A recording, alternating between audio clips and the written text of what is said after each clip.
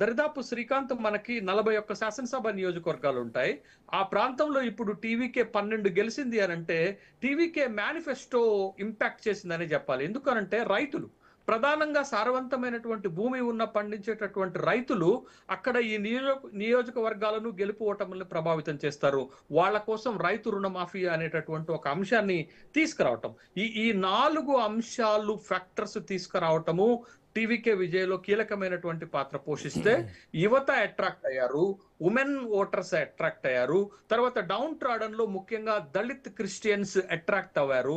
దీంతో పాటు చాలా ఆశ్చర్యకరమైనటువంటి విషయం ఏంటి అంటే ఏఐడిఎంకేకి బలమైనటువంటి ఓటు బ్యాంక్ ఉన్నటువంటి అగ్రవర్ణాలకు చెందినటువంటి గౌడర్ కమ్యూనిటీ, ఈ గౌడర్ కమ్యూనిటీ ఉన్నటువంటి 35 నియోజకవర్గాల్లో టీవీకే 21 నియోజకవర్గాల్లో గెలుపు సాధించింది అని అంటే టీవీకే అన్ని వర్గాలను తన వైపుకు తిప్పుకునేటటువంటి ఒక ఎత్తుగడ చేసింది. ఆ ఎత్తుగడ ఊహలకు అందకుండా, బాగా ఎక్స్పోజర్ కాకుండా తను అంతర్లీనంగా ఏం చేయాలని అది చేసుకుంటా పోయినట్లుగా మనకి చాలా స్పష్టంగా ఈ ఎన్నికల ఫలితాలు కనపడుతున్నాయి.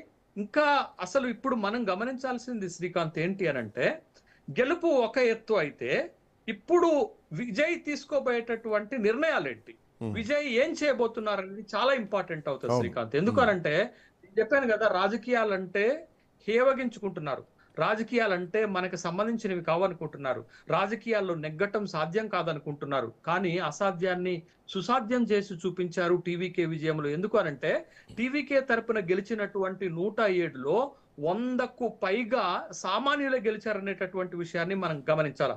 ఎంత సామాన్యులంటే సీఎంని ఓడించే కలత్తూరులో స్టాలిన్ లాంటి 7 సార్లు గెలిచినటువంటి స్టాలిన్ ని ఓడించేటటువంటి స్థాయిలో టీవీకే విజయాన్ని వాళ్ళు వ్యూహాత్మకంగా రూపొందించారంటే మనం అర్థం చేసుకోవచ్చు. ఒక మామూలు స్థాయి రాజకీయ నాయకుడే సీఎం ని వికే బాబు ఓడించగలిగారు. తర్వాత ఒక ఆటో డ్రైవర్ రాయపురం నియోజకవర్గంలో విజయ్ దాము అనేటటువంటి ఒక ఆటో డ్రైవర్ ఎమ్మెల్యేగా గెలిచారు టీవీకే నుండి. తర్వాత తన కారు నడిపేటటువంటి డ్రైవర్ కుమారుడు శబరినాథ్ కి విరుంబార్కంలో సీట్ ఇచ్చారు. అప్పుడే చాలా ఆశ్చర్యం అనిపించింది. అరే, ఒక కారు నడిపేటటువంటి డ్రైవర్ కొడుక్కి సీట్ ఇచ్చారు అనేటటువంటి ఒక ఆశ్చర్యం వెలుబుస్తే ఇవాళ అదే విరుంబార్కం నుండి శబరినాథ్ గెలుపు సాధించారు. అంటే ఇట్లా చెప్పుకుంటూ పోతే టీవీకే సాధించినటువంటి విజయాల్లో సామాన్యులు, అతి సామాన్యులు, ఎలాంటి ఫేస్ వాల్యూ లేనటువంటి వాళ్ళు, ఎలాంటి రాజకీయ అనుభవం లేనటువంటి వాళ్ళు, వివిధ సామాజిక వర్గాల నుంచి వచ్చినటువంటి వాళ్ళు పెద్ద ఎత్తున గెలుచుకుంటూ వచ్చారనేటటువంటి విషయాన్ని మనం గమనించాలి. దీంట్లో ఇంకొక పాయింట్ సార్, మీరు అన్నారు సంక్షేమ పథకాలు మహిళలను ఆకర్షించవచ్చు అని చెప్పేసి. బట్ చాలా సందర్భాల్లో ఈవెన్ కరూరు ఘటన జరిగినప్పుడు కూడా, అంతమంది చనిపోయినప్పుడు విజయ్ సిబిఐ ఎంక్వైరీ పెట్టినప్పుడు సో అంత వ్యతిరేకత విజయ్ మీద రాలేదు. సో విజయ్ని చూడడానికి వచ్చినప్పుడు నేషనల్ హైవేలే 4-5 గంటలు జామ్ అయినటువంటి పరిస్థితి. మోర్ ఓవర్ వాళ్ళు ఒక స్టార్డమ్ గాని చూశారు, విజయ్ని చూడడానికి వచ్చారు. వచ్చిన వాళ్ళంతా పవన్ కళ్యాణ్ సభలోకి వచ్చినట్టు ఓట్లు వేయని వాళ్ళు కాదు, లేదంటే ఇంకేదో సెలబ్రిటీ కోసం వచ్చిన వాళ్ళు కాదు, వీళ్ళంతా ఓటర్లు అనేది ఇక్కడ ప్రూవ్ అయిపోయింది. అండ్ ద పాయింట్ ఏంటంటే సార్, విజయ్కి గ్రామీణ స్థాయి వరకు కూడా ఫ్యాన్ క్లబ్స్ ఉన్నాయి. సో వాళ్ళే ఫ్యాన్సే కార్యకర్తలుగా మారారు, ప్రచారం చేశారు, ఎవరికి వారే బాధ్యత తీసుకున్నారు అని చెప్పడంలో ఎట్లాంటి సందేహం లేదని అనిపించింది. సో ఆ తలపతి ఈరోజు కమాండర్ ఇన్ చీఫ్గా కావడానికి ఆయన అభిమానమే, ఆయన ఫ్యాన్ కేడర్ ఈరోజు ఈ స్థాయికి తీసుకొచ్చింది అనుకోవచ్చు కదా. అభిమాన సంఘాలు చాలా క్రియాశీలకమైనటువంటి పాత్ర పోషించాయి ఎన్నికల్లో. అయితే మీరు చెప్పిన దానికి ఒక చిన్న యాడ్ చేస్తాను నేను. తమిళనాడులో పట్టణ ప్రాంతాల్లో, నగరాల్లో 69 నియోజకవర్గాలు ఉంటే 60 చోట్ల గెలిచింది TVK. Is one interesting point ఏంటి అని అంటే 69 నగరాల్లో నియోజకవర్గాలు ఉంటే 60 చోట్ల గెలిచింది. ఇంకొక ఇంట్రెస్టింగ్ పాయింట్ ఇక్కడే ఏంటి అని అంటే, గత ఎన్నికల్లో డిఎంకే మీకు చెన్నై పరిసర ప్రాంతాల్లో 22 నియోజకవర్గాలు ఉంటే 20 చోట్ల గెలిచింది. కానీ ఈసారి 2 సార్లే గెలిచింది. 16 చోట్ల టీవీకే గెలిచింది. 16 చోట్ల టీవీకే గెలిచింది. దానికి ఒక ఎత్తుగడ ఉంది. ఆ ఎత్తుగడ ఏంటంటే పెరంబూర్లో స్వయంగా విజయ్ దిగటం. ఎందుకు, పెరంబూర్ అనేది చెన్నై పరిసర ప్రాంతాలకు ఆనుకున్నటువంటి నియోజకవర్గాల్లో ఒకటి. అదే ఎత్తుగడతోటి పెరంబూర్ నుండి పోటీ చేశారు విజయ్. కాబట్టి సక్సెస్ నియోజకవర్గం కూడా అదే బెల్ట్ లో ఉంటుంది కదా. అది వ్యూహాత్మకమైనటువంటి ఎత్తుగడలు వేయటంలో డిఎంకే ఎక్కడ బలంగా ఉందో ఆ బలాన్ని దెబ్బగొట్టడంలో విజయ్ సక్సెస్ అయినట్టుగా మనకు కనపడుతుంది. గ్రామీణ ప్రాంతాల్లో 165 నియోజకవర్గాలు ఉంటే విజయ్ పార్టీ గెలిచింది కేవలం 47 చోట్ల మాత్రమే. అంటే గ్రామీణ ప్రాంతాల్లో ఇంకా ద్రవిడియన్ పార్టీలు తమ బలాన్ని నిలబెట్టుకున్నాయనేటటువంటి విషయం ఈ అంకెతో కనపడుతుంది. అంటే వీటన్నిటికంటే కూడా చాలా కీలకమైనటువంటి అంశం ఏంటి శ్రీకాంత్ అంటే, మనకి కొన్ని ఎక్స్పెరిమెంట్స్ జరిగాయి శ్రీకాంత్ ఈ దేశంలో రాజకీయాల్లో. ఎక్స్పెరిమెంట్స్ జరిగిన ప్రతిసారి ప్రజలు ఆశపడ్డారు, ఇక రాజకీయాల్లో మార్పులు వస్తాయి, ప్రజలకు మంచి జరుగుతుంది అనేటటువంటి ఒక ఆశ పడితే ఆ ఆశను ఒమ్ము చేసినటువంటి సందర్భాలే మనకు కనపడ్డాయి. 2 ఉదాహరణలు, ఇప్పుడు జరిగింది 3వ ఉదాహరణ. ఆ 2 ఉదాహరణలు ఏంటి అంటే, 1977లో కేంద్రంలో మొట్టమొదట జనతా ప్రభుత్వం అధికారంలోకి వస్తే ప్రజలు చాలా సంతోషపడ్డారు. దేశానికి మంచి జరుగుతుంది, దేశ ప్రజలకు న్యాయం జరుగుతుంది, కొత్త పార్టీ వచ్చింది అనేటటువంటిది. కానీ ఆ ఎక్స్పెరిమెంట్ ఫెయిల్యూర్ అయింది, ప్రజలు నిరాశపడ్డారు. ఇది పాయింట్ 1. పాయింట్ నెంబర్ 2, అస్సాంలో యూనివర్సిటీ నుండి ఆల్ అస్సాం స్టూడెంట్ యూనియన్ అనే ఒక స్టూడెంట్ యూనివర్సిటీ నుండి డైరెక్ట్ గా బయటకు వచ్చి 1985లో అస్సాం గణ పరిషత్ పెట్టి ప్రఫుల్ల కుమార్ మహంత లాంటి ఒక విద్యార్థి నాయకుడు ఆ రాష్ట్రానికి 2 సార్లు ముఖ్యమంత్రి అయ్యాడు. 1985లో అయ్యారు, 1996లో అయ్యారు. కానీ ఆ ఎక్స్పెరిమెంట్ కూడా ఫెయిల్ అయింది. వాళ్ళు కూడా ప్రజలు పెట్టుకున్నటువంటి నమ్మకాన్ని సక్సెస్ చేయలేకపోయారు. ఇవాళ ఇంకొక ఎక్స్పెరిమెంట్ మీకు తమిళనాడులో జరిగినటువంటి ఒక బ్రహ్మాండమైనటువంటి ఎక్స్పెరిమెంట్, తమిళనాడుని ద్రవిడ్ పార్టీల హస్తాల నుండి బయటకు తీసుకొని వచ్చి ఒక కొత్త తరం రాజకీయాన్ని సృష్టించినటువంటి వ్యక్తి విజయ్. బట్ ఇదొక ఆశ. మరి ఈ ఆశ ఎంతవరకు సక్సెస్ అవుతుంది అనేది మనం చూస్తే, ఇవాళ గెలవటం కాదు, ఈ గెలుపుని నిలబెట్టుకోవటం. విజయ్ ముందు కొన్ని సవాళ్లు ఉన్నాయి. ఆ సవాళ్ళు ఏంటో చెప్తాను శ్రీకాంత్. ఒకటి, ప్రభుత్వం ఏర్పాటు చేయటం. ఎందుకు అనంటే 234 నియోజకవర్గాలు ఉన్నటువంటి తమిళనాడులో 118 రావాలి ప్రభుత్వాన్ని ఏర్పాటు చేయడానికి. కానీ విజయ్కి 107 వచ్చి సింగిల్ లార్జెస్ట్ పార్టీగా వచ్చింది. తను ప్రభుత్వాన్ని ఏర్పాటు చేయాలంటే ఇంకొక 11 మంది శాసనసభ్యులు కావాలి.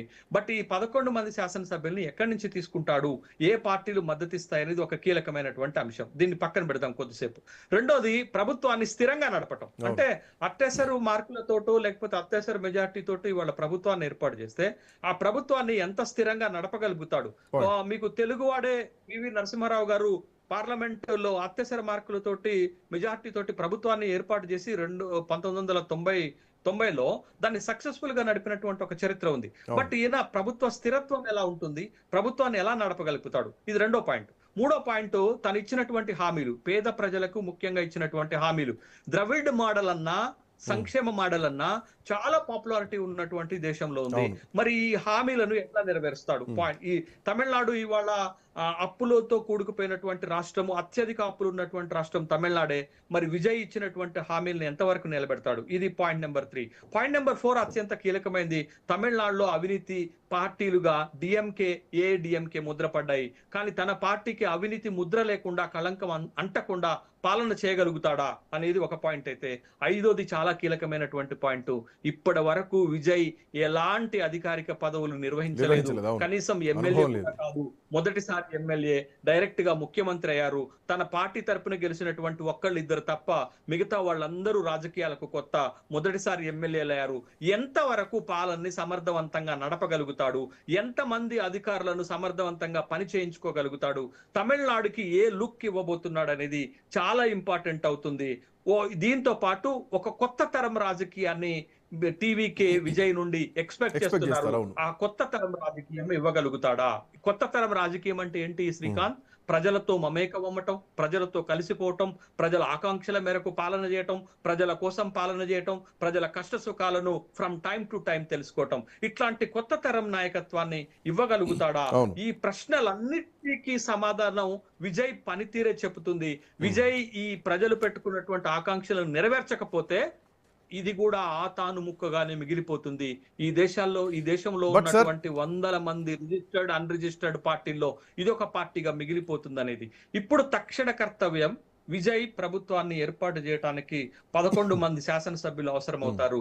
ఈ 11 మందిని ఎక్కడి నుంచి తీసుకుంటారు? అది ద బిగ్ టాస్క్. సరే, ఇందులో ఒక పాయింట్. సరే, ఇది సవాళ్ళు ఎట్లా ఎదుర్కోబోతున్నారు అంటే, విజయ్ ఎన్నికల ప్రచారంలో మాట్లాడినటువంటి కాన్ఫిడెన్స్ లెవెల్స్ కావచ్చు, లేదంటే ప్రభుత్వాన్ని ఏర్పాటు చేయబోయేటువంటి ధీమా కావచ్చు, కొంత పాజిటివ్గానే మనం ఎక్స్పెక్ట్ చేద్దాం. బట్ పాయింట్ ఏంటంటే సార్, ఒక లోటును విజయ్ భర్తీ చేశారేమో తమిళనాట అన్నది కనిపిస్తోంది. ఎందుకంటే ఎంజి రామచంద్రన్ ఎంజీఆర్ అయ్యారు, ఏఐడిఎంకే స్థాపించారు, కొంతకాలం ముఖ్యమంత్రిగా పనిచేస్తారు. ఆయన వస్తున్నటువంటి శైలి, విజయ్ వస్తున్నటువంటి శైలి ఈక్వల్గా కనిపిస్తోంది. సినిమాలను వదిలేసి పూర్తిగా రాజకీయాల్లోకి వచ్చారు. విజయ్ కూడా సినిమాలను వదిలేసి పూర్తిగా రాజకీయాల్లోకి వచ్చేసారు. లాస్ట్ సినిమా జననాయకన్, అది రిలీజ్ కూడా నోచుకోలేదు. బట్ విజయ్ పొలిటికల్ డెసిజన్ కూడా సార్ ఎక్కడా ప్రచారం జరగలేదు. రజనీకాంత్కు ప్రచారం జరిగింది, కమల్ హాసన్కు ప్రచారం జరిగింది తప్ప విజయ్ విషయంలో ప్రచారం జరగలేదు. 2 సినిమాలు 2024లో వచ్చినటువంటి గోట్, ఆ సినిమాలో 450 కోట్లు వసూలు చేసింది ఆ సినిమా. ఆ తర్వాత లియో 2023లో వచ్చినటువంటి లియో సినిమా 600 కోట్ల రూపాయలు వసూలు చేసింది. ఆ తర్వాతనే Vijay political entry all of sudden గా డిక్లరేషన్ అయిపోయింది. ఆ తర్వాత పార్టీ అనౌన్స్మెంట్ అయిపోయింది. ఆ తర్వాత గెలిచాడు, రేపు పొద్దున ముఖ్యమంత్రి కాబోతున్నారు. సో ఒక ఎంజి రామచంద్రన్ ఎపిసోడ్ మళ్ళీ కనిపిస్తుంది అనుకోవచ్చా? శ్రీకాంత్, తమిళనాడులోనైనా సౌత్ ఇండియాలోనైనా సినిమా రంగ ప్రభావం రాజకీయాలపైన పెద్ద ఎత్తున ఉంది అనేది అనేక సందర్భాల్లో రుజువైనటువంటి ఒక చారిత్రక ఘటన. మీకు ఉమ్మడి ఆంధ్రప్రదేశ్లో పార్టీ పెట్టిన 9 నెలలకే ఎన్టీ రామారావు గారు ముఖ్యమంత్రి అయినటువంటి సంఘటన చూసాం. తమిళనాడుకు వచ్చేసరికి